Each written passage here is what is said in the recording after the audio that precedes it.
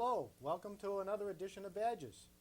I'm Dave Irucci, Ashland Fire Department, and this is Randy Weld, Joe Mignani, and David Bodwin, all police officers of the Ashland Police Department. And today we're going to be talking about bike patrol. You see in the background there's a bike hanging off the ceiling. This is one of the newly painted bikes and ready to go for the bike patrol of the Ashland Police Department. And I'm going to sign off to Dave Bodwin and let him talk a little bit about it. David? Thanks, Dave. Well, this is second year of the bike patrol. We got a late start last year. We had some problems getting equipment and uniforms and whatnot, but we've got 5 additional officers on bike patrol this year, and hopefully we'll be a force out there this year to help the public. How did this all come about, David? I'm sure some of the people don't know that Ashland's involved in bikes. And why bikes instead of more cruisers? What's the benefit of having a bike patrol? Well, actually, bikes have always been used in police work all over the country, and it's just recently coming to this area. A bunch of departments in the local area have started it, and Ashland, we thought it would be a great idea to start the bike patrol here. There's a lot of advantages for using bike patrol. What would be one of the advantages maybe the citizens would like to know about, saying that it's going to benefit them? It's better citizen contact with the police. You're out there, you can talk to the public, find out what the problems are in town. So basically, it's a benefit with the community policing approach that we've come to adopt within our department. Right, right. And we have, besides Randy, who else are the other officers that are going to be involved? Sergeant Steven Zanella is going to be in charge of the bike unit. Officer Weld, Officer Roma, Scott Roma, Officer Ken Blass, and Auxiliary Sergeant Dimitri Capuzzi is also going to be involved on the bikes. So we have roughly 5 guys and an auxiliary officer working with it. That's pretty interesting because these guys will be in more contact, especially with the kids possibly, if you can be using these bikes out in the street, and I would assume you'd be using them patrolling maybe the park areas, state parks. And not too many people realize the Hopkins State Park is just about 90% of it's in the town of Ashland. So I would assume that we would have some of the responsibility taking the bikes and going up there patrolling up in that area as well. As you know, last year we had a lot of vandalism at the state parks, and we've had a lot of problem with young people down there drinking alcohol and destroying things and whatnot. And how about using the bike patrol during the day shift, during the daytime hours during these beach areas, trying to keep the people that jump out of the bushes and exposing themselves and making a sight to themselves? Is that a possibility we could use that for? Oh, most definitely. As you know, last year we had somewhat of a problem at the state parks in the woods with different weirdos and whatnot. Yeah, you classify them as weirdos. Actually, we're going to use the bike all hours. We have lights on order for both bikes, so we'll be patrolling at night also. How much would it cost to equip one of these bikes to get it ready for the road? Approximately $1,000 for each bicycle, and that includes the lights and the racking system and how you see the bike equipped right there. Now, you won't be using the same type of uniforms that we have in regular car patrol. What type of uniforms will you be equipped with? No, we actually have bike uniforms. Some officers will be wearing shorts. We have a different jacket. It's a very professional looking uniform. Oh, that's good. I can only see just benefit the community. Yeah, and we can introduce the uniforms on a show to let the public know what we're going to look like. But I'm sure they'll see us out there soon. The weather's getting nice. I also noticed one piece of equipment that maybe too many kids don't like to wear, but this is going to be standard issued equipment that needs to be worn at all times. Most definitely. We promote the use of helmets. It's actually a law in this state that you wear a helmet. Unfortunately, the law doesn't give us much to work with. It says you have to wear a helmet, but when you see kids not wearing a helmet, there's really not much we can do other than advising them and telling their parents to get a helmet on. I wish there was something else we could do, maybe to promote it, but... Well, David and I did a show last year, and I want to thank all the kids out there. I see a lot of helmets now, and you're doing great. But what you got to do is tell your friends. Let your friends know that helmets are important. This is a great helmet. It says police department on it, but this is a helmet that everybody should use. And I remember David, when he did his show, he told a lot about the helmet, on the approvals and what was the standard there. They're supposed to have stickers on the inside of the helmet to make sure that they're rated properly. I think, yeah, there was an approval. for, Yeah. collision conditions and, Right. and landing on it. That's really So, neat. so tell your parents, so they know to go out and find a hat, or a helmet rather, that has the right stickers inside that meet the standards of safety. And, another thing I wanted to ask Dave was on the funding of the bikes, where does that come from, taxpayers or? None of the funding has come from the taxpayers. It's all been donations. Last year, the police department ran a solicitation for community policing in Dare, and we had a softball game where we played the New England Patriots and some of the Bruins. And one of the bikes was purchased through those funds, and the other bike was purchased through donations, private donations. From companies within the town. Right. That's great, that's great. I really think that the public should help us in any way they can, above and beyond tax. And initially, the patrols are going to be paid for through grants, and none of it's going to come out of the police budget per se. It's all through grants That's great. for the first year, but hopefully we can incorporate that to part of the regular patrol. The only problem with grants is, and I don't want everybody to get, happy about the fact that we're receiving all this grant money. Grant money can quickly be eliminated and dry up real fast, so it's only as good as long as the money's available. And if the people like the bike patrol and all of a sudden it's not there anymore, well, then they're going to have to weigh in consideration, do we reduce something else to keep the patrol, or do we raise the taxes? And I know that's not a very happy issue to bring up, but Right. if you see these extra things out there, it's not costing you anything now, but eventually it may down the road. And if you get used to it and you want it, then you're going to have to make a decision as to what you want to eliminate and keep this bike patrol.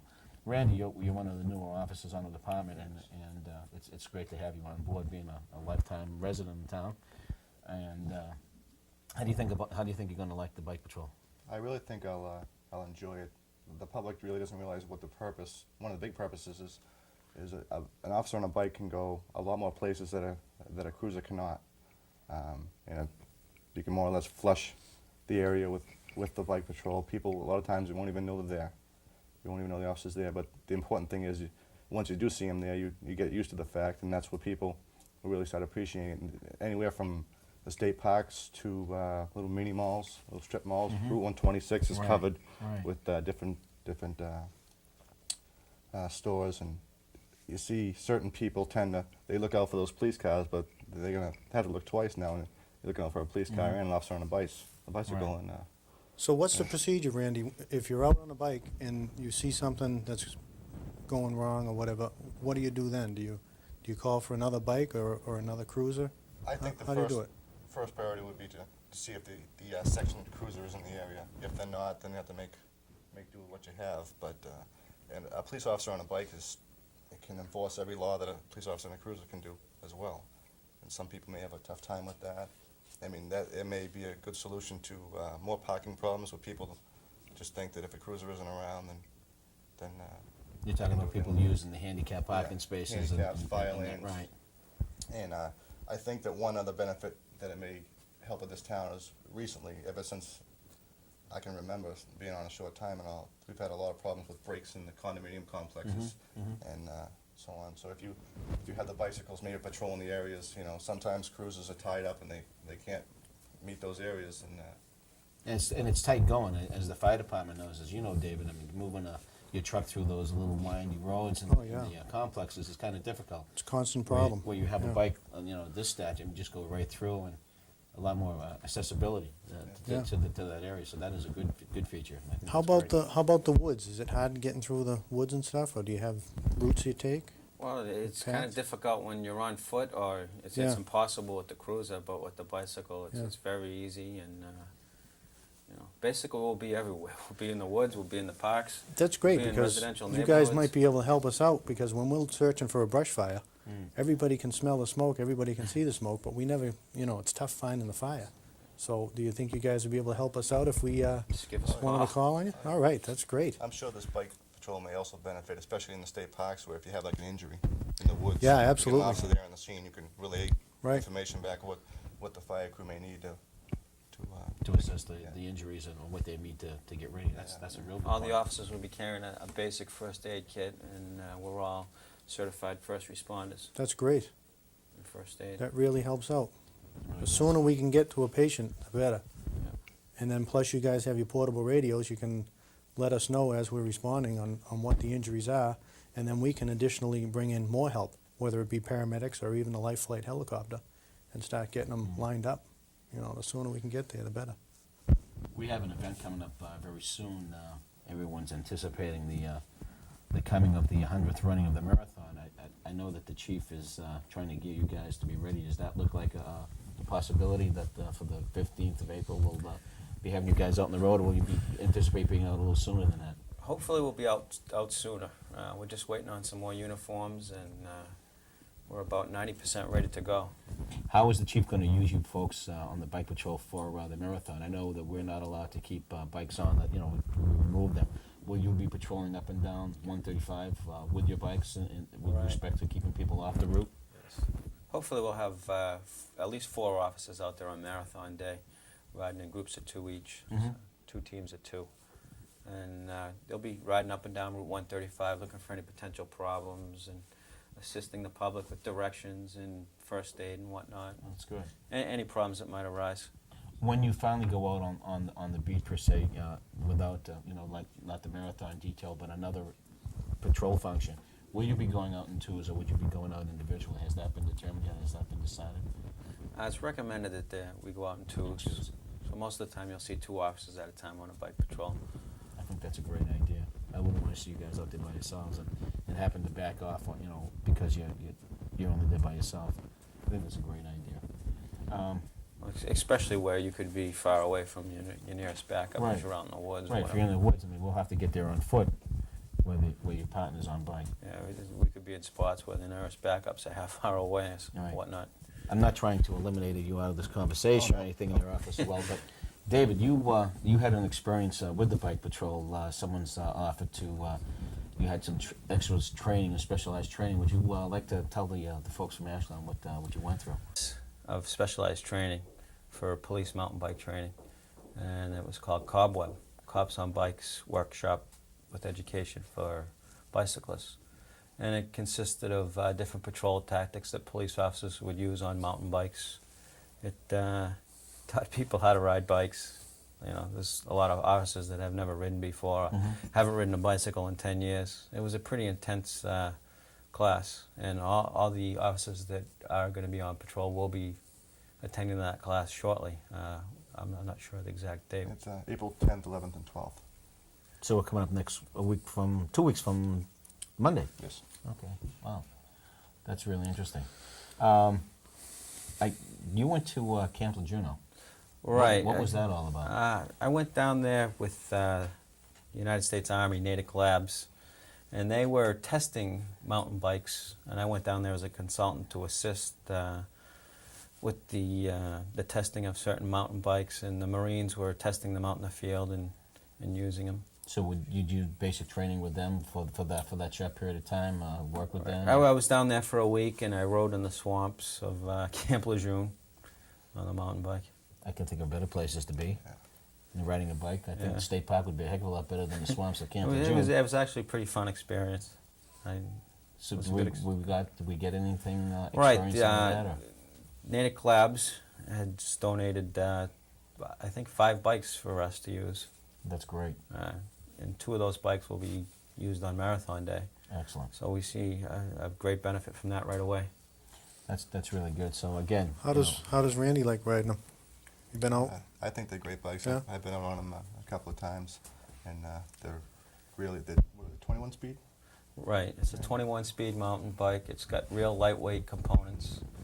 If anybody rides a bike, they'll notice that this is a Cannondale M500, which is a decent bike.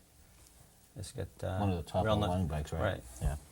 It's not top of the line, but it's not bottom of the barrel. It's a decent bike. It's got decent lightweight components on it, and hopefully it'll be an enjoyable ride. The frame looks like it's bigger too than a regular bike. That's the way Is that the Cannondale. mountain? That's Oh. the way Cannondale makes their frames. Yeah, it's nice. The bike certainly looks a lot heavier than it actually is. Yeah. Mm. Is there any special equipment on that bike than any of the mountain bikes? Are there special guides that you have to purchase for these bikes? You know, where you're going to be going through the woods and then. Basically, it's the same Just the bike same. that you know, you'd see anybody riding in the woods or out in the street. Okay. Of course, we got the police bag and the police decals on it, but otherwise it's a, And you have lights too that are right, we have headlights. battery-operated and lights? We'll be riding at night. Okay. So is there anything that we should tell the public about bikers at night riding? Just be careful. You know, I mean, Yeah. We'll have lights. pedestrians We'll and have- bikes have the right of way, is that, Well, you know? you're supposed to slow down when you're passing them, but they'll be well marked. They'll have reflectors in the front and rear, lights in the front and rear, Yeah. and our uniforms are all Scotch Light, highly reflective. Is that something new, the Scotch light, or? It's The reason it's I'm been asking around is for a while. because when I see other people riding bikes, Right. they always seem to have the darkest bike, Yeah. the darkest clothes, you know, not wearing a helmet. So it's good that the police department is doing it, you know. We'll, their we'll white be bikes. highly visible. Yeah. You can't miss us out there. That's good. Hopefully on the next show or coming up, we can show the uniforms and the bikes at night. When you first took your bike out the first day, you had to apprehend somebody, if I'm not mistaken, right? We had a call to go on? Yeah, that's right. And the first couple of minutes, I was giving an interview with the cable TV station, and a broadcast was put out for an escaped juvenile, had escaped from the courthouse earlier in the day. And he was spotted in the park where I was giving the interview, and he took off from a couple of cruisers, but I believe we have tape of that too, if I'm not mistaken. I believe that we have that. I believe it is on tape. ACA News was planning to So, interview uh, Officer David Bodwin about the police department's first ever bike patrol in Ashland. Chief Kinder said the bike patrol is a great way for the police to meet the public. Who's that, Chief? But the interview had a dramatic twist. Just seconds before the interview was to begin, a call came in over the radio about an escaped juvenile from DSS services. He's got a call. Somebody or something's running up behind the hill. They're trying to catch. Yeah.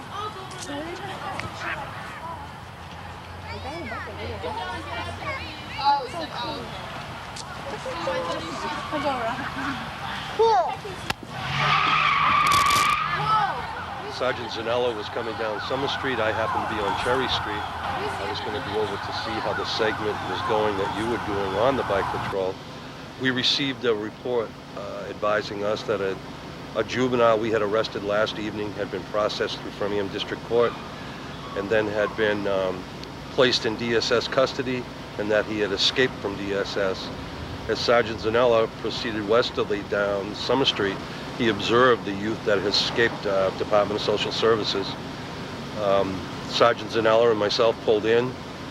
The youth appeared as though he was going to surrender to us, and then he bolted. Officer Bowden was alerted with his portable radio.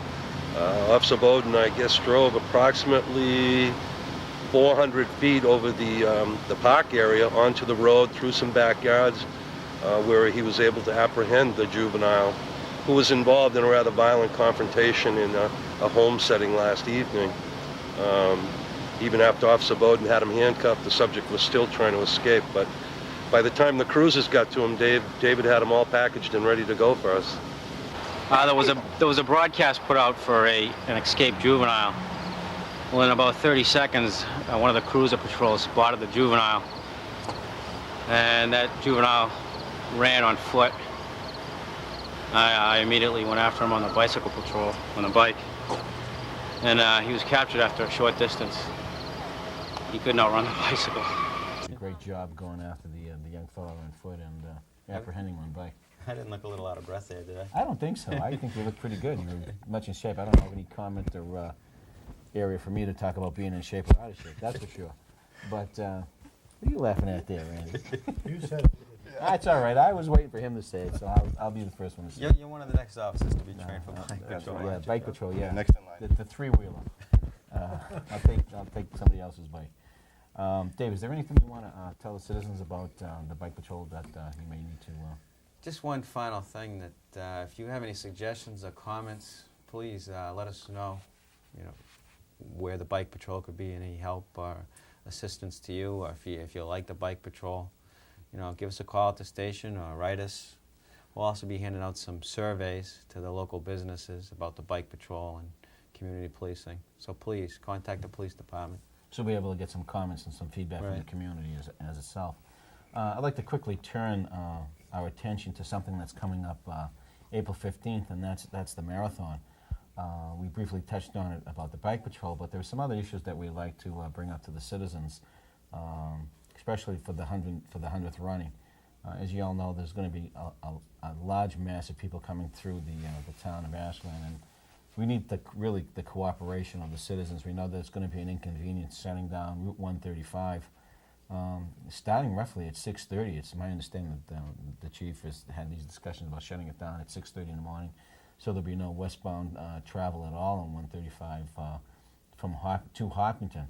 So that's going to be an inconvenience, and maybe to let the citizens know that if that's what we're going to do, to at least plan accordingly and make alternative plans for that day, or find alternative means to get to a location that may mean you have to go on 135 or cut across 135. I know that the bikes are going to be out monitoring the traffic as well, and monitoring illegal parking, because we're going to be really restricting the number of parking along 135 for safety reasons, and we just ask for your full and total cooperation. It's a great day, and we're looking forward to it, but we also need the cooperation from everybody out there to make it a very safe and enjoyable event for the large numbers of people who will be coming to Ashland to watch it. I know they've estimated the runners from anywhere from 38,000 all the way up to 60,000 runners. That's incredible. That's almost 5 times the amount of people that live in Ashland itself. And Yeah, I believe they said that it's gonna take like an hour and a half for the runners to get through. they're legitimate runners now. We're Right. not talking about Just the a legitimate Right. runners, an hour and a half. So that means the town will be split in half for at least an hour and a half. And we'll have extra fire crews on both sides. So if there's any medicals or fires either way. And then we have the mutual aid agreement that we can have people come in from other towns if we have to get to a certain area of town, which we can't get to with all the equipment. And the other thing, as far as the fire department, we're gonna be doing the MDA boot donations. So you'll see a lot of us with the signs and the boots, just collecting change and whatever you can do. So if you can help us out, that'd be great. And that's for the Jerry Lewis Telethon at the end of the summer. So you're going to be doing that on Patriots Day. Yeah.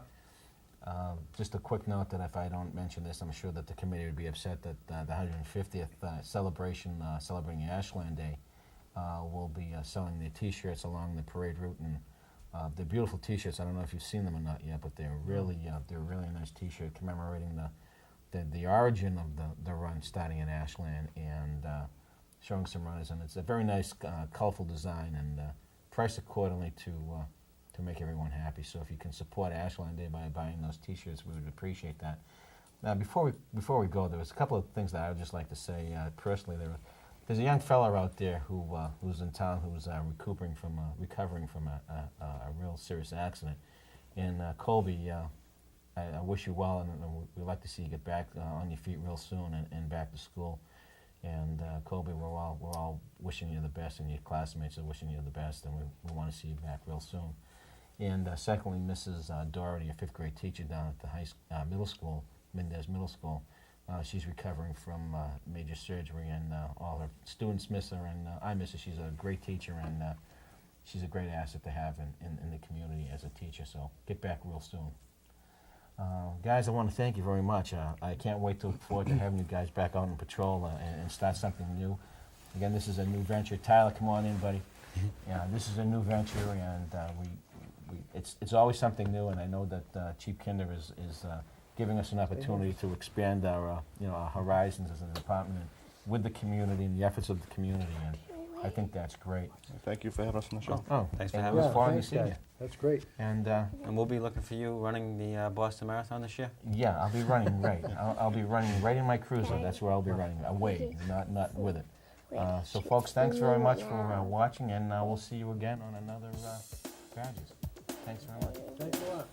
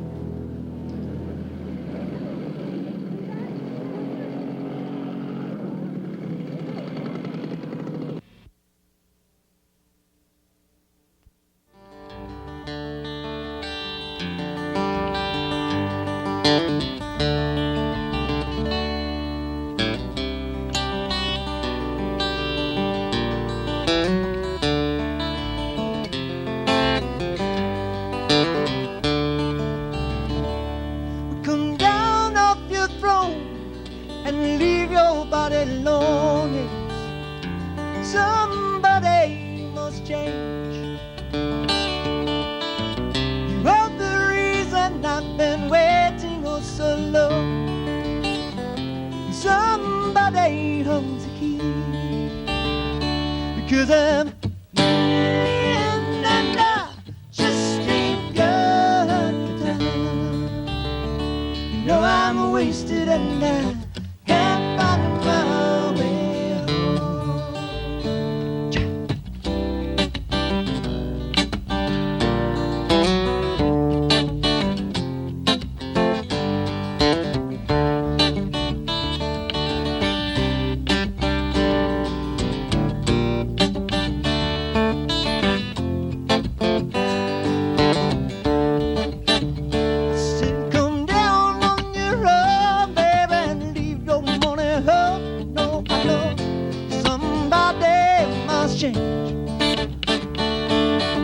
You are the reason I've been waiting oh so long. Don't you know somebody holds the key? 'Cause I'm in the end and I just ain't got the time. You know I'm wasted and I can't find my way home.